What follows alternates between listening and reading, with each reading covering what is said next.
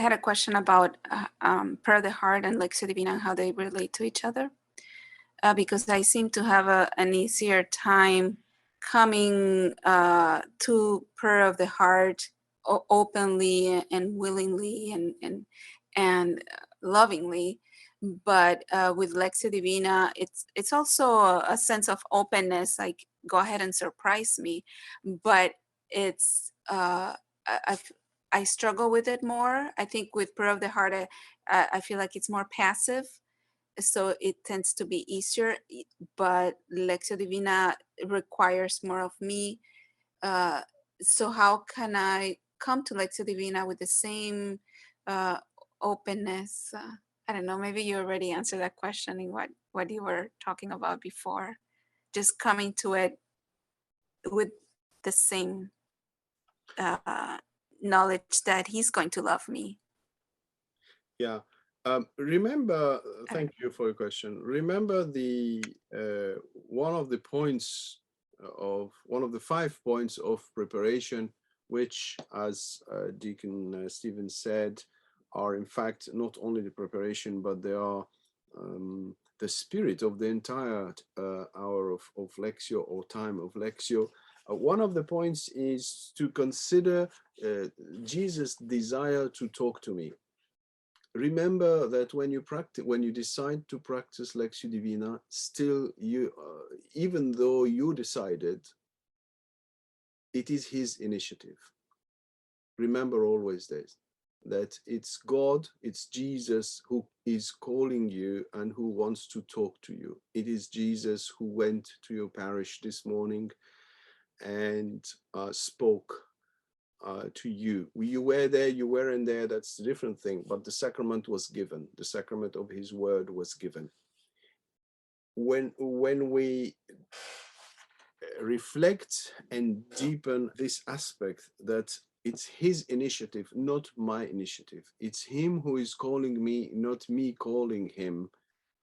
My practice of Lectio Divina becomes a response, certainly a discovery, a beautiful discovery every day. There is a certain excitement. What will Jesus will he tell me today? But in the same time, it is his initiative.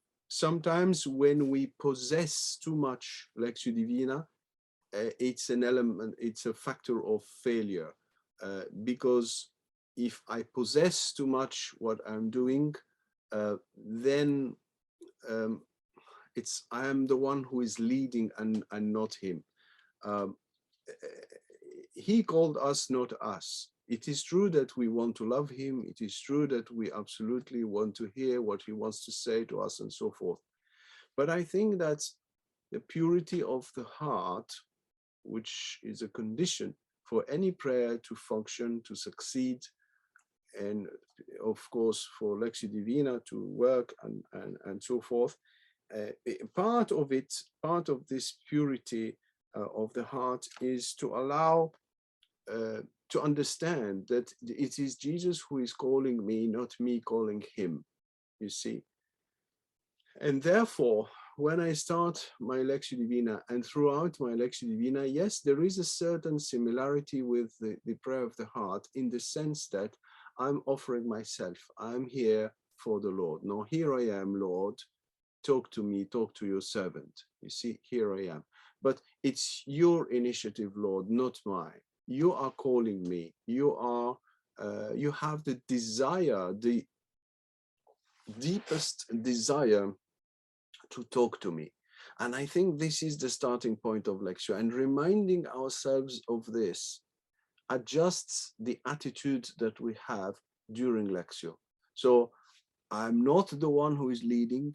I'm the one who wants to listen to. I'm like Mary, either Mary, his mother, or Mary Magdalene.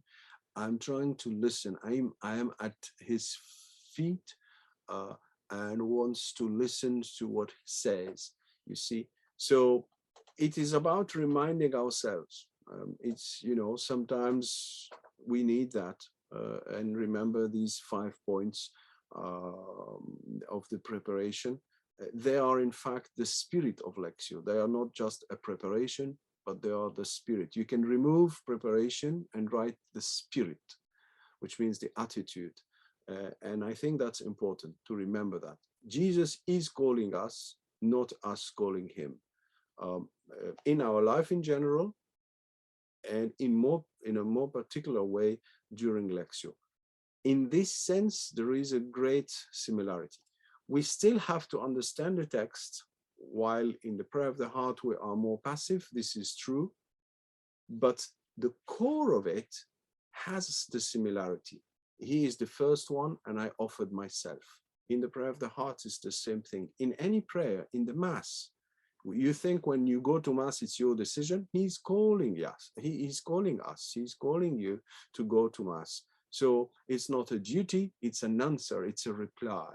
You see, sometimes we need to remember that. Sometimes there is a moment in our life where maybe we are overdoing it in a certain way, and he sort of pushes back and say, no, be careful, I'm the one who is calling you. Saint Ignatius of Loyola, he calls this point that I'm underlining here in his writings, the being dispossessed by the project of my life, the project of my vocation, the project of my calling. And he considered that this is one of the necessary steps in our journey. Whenever it's the right time, we are still not leading it. But if it happens, if we feel that the Lord is sort of like pushing us a little bit away, saying, no, like, I don't want you anymore, etc. Saint Ignatius considers this as important. The Lord is purifying the call. So we are, because sometimes we possess our call, you see, and there is a moment where the Lord says, no, I'm the one who called you. So of course there is a drop moment here where I feel like left completely, etc. But in fact it's a good thing, because it's just putting things on the right position. Who is who in the story? He is God, he is leading, and so forth. So I don't know if what I said it corresponds to your question, but don't worry. But I hope at least it helps a little bit. Yes, there are similarities between the two, but still you need to read the text. But the deep attitude is, I'm replying to his call. He invites me every day. He wants to talk to me. So he leads. I reply also. I'm important. I'm not less important, but he comes first. Thank you. You're most welcome.